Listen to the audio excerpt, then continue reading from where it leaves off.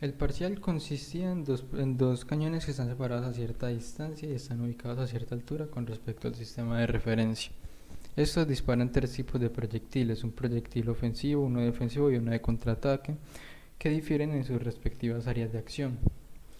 Tenemos que existen 5 posibilidades. Una es en la que se dispara una bala ofensiva, otra es en la que se dispara una bala ofensiva y posteriormente una defensiva, que no repela la bala ofensiva, sino que daña el cañón ofensivo. Otra opción es que la bala defensiva destruya la bala ofensiva sin importar qué le pueda pasar al cañón ofensivo. La cuarta opción es que la bala defensiva repela el ataque ofensivo sin que ninguno de los dos cañones salga comprometido.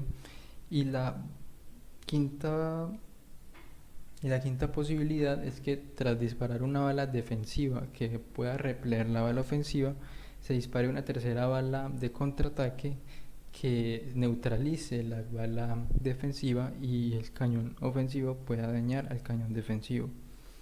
Para hacer esto, se implementaron, para saber cuándo una bala era efectiva y cuándo no, se implementó el uso de ciclos anidados con el objetivo de ir generando ángulos aleatorios y a partir de estos ángulos aleatorios generar velocidades y tiempos que con los que tras implementar las ecuaciones de movimiento parabólico en cada caso se cumpla que en un instante de tiempo la distancia de la bala a su objetivo esté en el rango de acción de dicha bala, y dependiendo de cuántas condiciones extras hayan, también se revisarían dichas condiciones.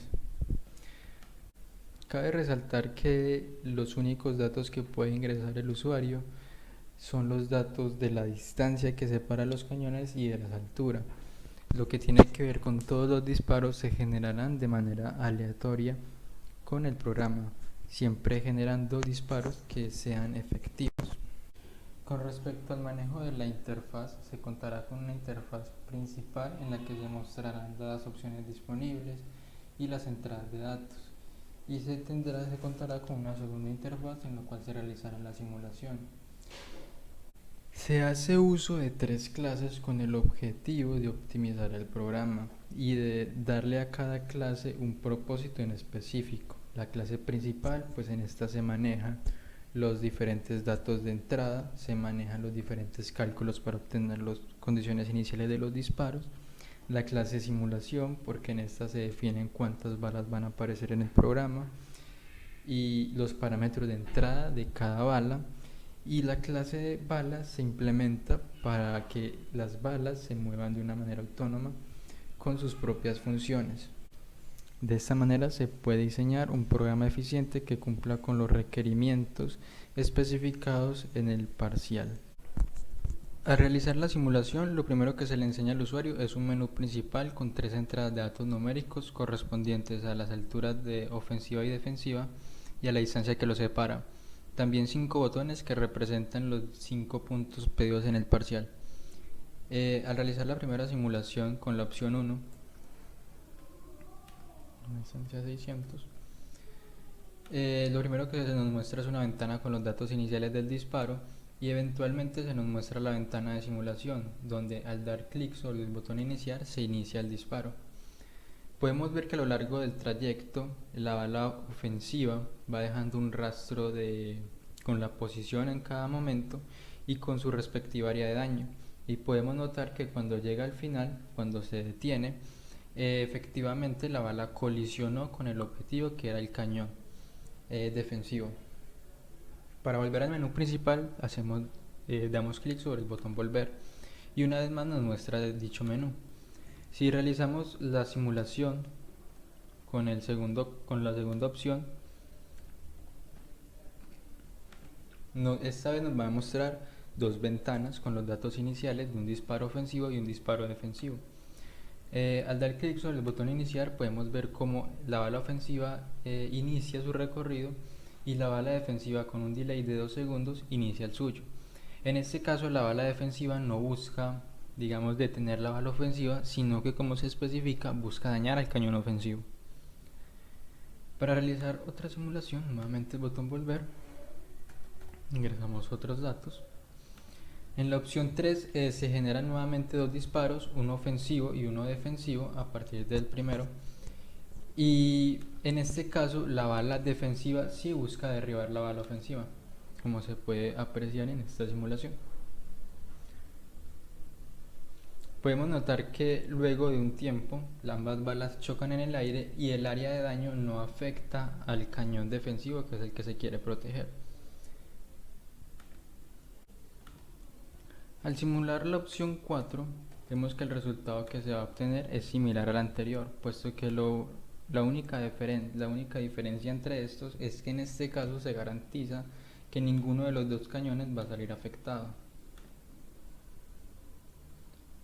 Nuevamente podemos notar cómo la bala defensiva aparece o empieza a moverse con un delay, y cómo en el aire, cuando la bala ofensiva se encuentra dentro de su área de daño, se detienen.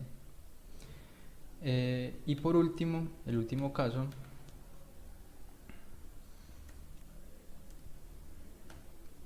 en el último caso lo que se hace es generar primeramente un disparo ofensivo certero, luego a partir de ese se genera un disparo defensivo, y luego a partir del disparo defensivo se genera un disparo de contraataque. En este caso nuevamente nos muestran las tres ventanas correspondientes a los valores de los tres disparos, y podemos ver los respectivos delays en cada caso.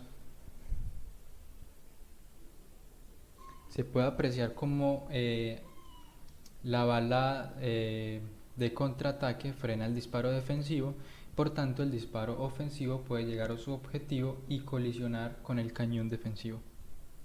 Cabe mencionar que tanto las alturas de los cañones como la distancia que los separan tienen un valor límite. En el caso de las alturas es de 500 y en el caso de la distancia que los separa es de 1150.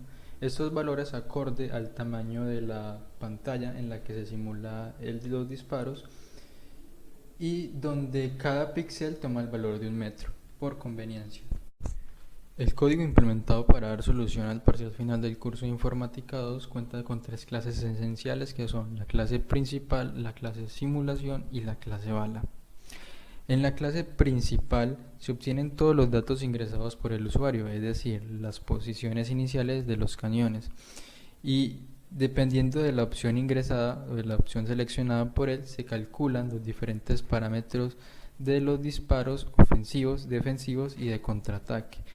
Dichas condiciones iniciales para los diferentes disparos son calculadas partiendo de cuatro funciones implementadas, que son la función disparo ofensivo, la función disparo defensivo ATT, la función disparo defensivo y la función disparo contraataque. En esta se realiza una simulación implementando ciclos anidados, variando el ángulo, variando la velocidad y variando el tiempo, y implementando una serie de condicionales en las cuales se tienen en cuenta las posiciones de las balas con sus objetivos y sus áreas de acción. Se puede ver que en estas funciones se evalúan las diferentes ecuaciones de movimiento parabólico que rigen las diferentes balas involucradas en cada caso, y que de tener un retraso se tiene en cuenta también. También podemos ver que se retorna un número en el cual se encriptan la velocidad, el ángulo y el tiempo correspondiente a los valores iniciales de cada disparo. Luego, dependiendo del botón oprimido por el usuario que representa los 5 diferentes casos posibles, se implementa una o más funciones dependiendo de qué tipo de disparo se requiera. Luego, partiendo de esos datos obtenidos, se crea un objeto de la clase simulación y se efectúa la simulación correspondiente a los datos ingresados en el constructor de dicha clase. La clase de simulación tiene como parámetro de entrada las posiciones iniciales de los cañones, los valores iniciales del disparo ofensivo, defensivo y de contraataque, y tiene además una variable llamada caso, dependiendo de esta se efectuará una u otra simulación. Posteriormente se construye la escena, se obtienen los diferentes datos ingresados, se crean los ejes coordenados, los soportes de los cañones y las esferas que representan a dichos cañones. También se puede apreciar los diferentes casos que se pueden presentar. dependiendo de la simulación que se quiera realizar, siendo la simulación 1 el disparo ofensivo, la simulación 2 el disparo ofensivo y el disparo defensivo, en el cual el disparo defensivo buscaba dañar al cañón, la simulación 3 que acoge al caso 3 y 4 y la simulación 4 que acoge al caso final, que es donde están involucradas las 3 balas. Si se trata de la simulación 1, se crea un objeto de la clase bala con los respectivos parámetros correspondientes.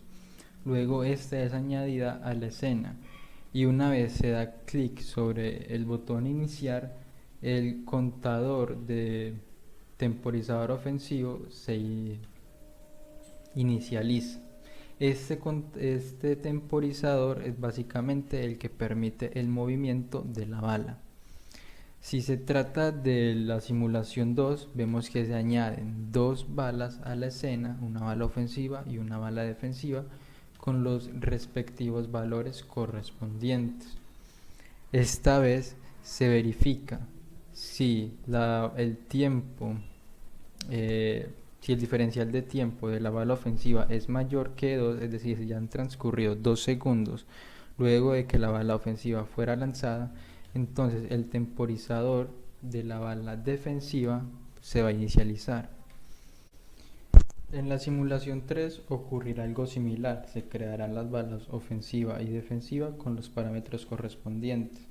Nuevamente, el movimiento de la bala ofensiva dependerá de cuando se haga clic en este botón y el movimiento de la bala defensiva dependerá de cuando el diferencial de tiempo o en el movimiento de la bala ofensiva sea mayor que 2.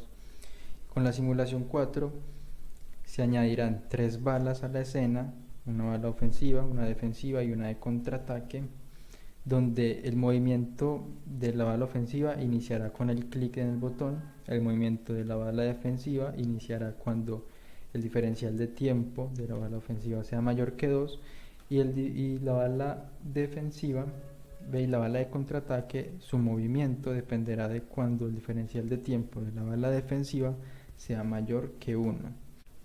La clase bala por su parte tiene como parámetros de entrada las posiciones en X y en Y, un radio que corresponde al radio del área de acción, la velocidad, el ángulo y el tiempo de vuelo del cual dependerá el tiempo en el que la bala permanezca en movimiento. Vemos que se reciben todos los parámetros de entrada y que se crea una variable llamada tiempo de rastro, que básicamente va a ser el tiempo de vuelo dividido entre 10, esto con el objetivo de poder graficar 10 instantes de tiempo específicos. Tenemos unas funciones que nos permiten normalizar los ejes, es decir, redefinir los ejes cartesianos, y tenemos unos connect, unos slots que son para las funciones de movimiento de las balas. Vemos que estas están conectados a unos temporizadores, que son los temporizadores que se manejan desde la clase simulación y son los que dan inicio al movimiento de las balas. Vemos también que los disparos ofensivos y defensivos difieren en las velocidades que estos llevan, en la velocidad en el eje X, y tenemos que el movimiento se realizará, es decir, que el movimiento será continuo mientras el diferencial de tiempo sea menor o igual al tiempo de vuelo. También vemos que se graficarán las respectivas áreas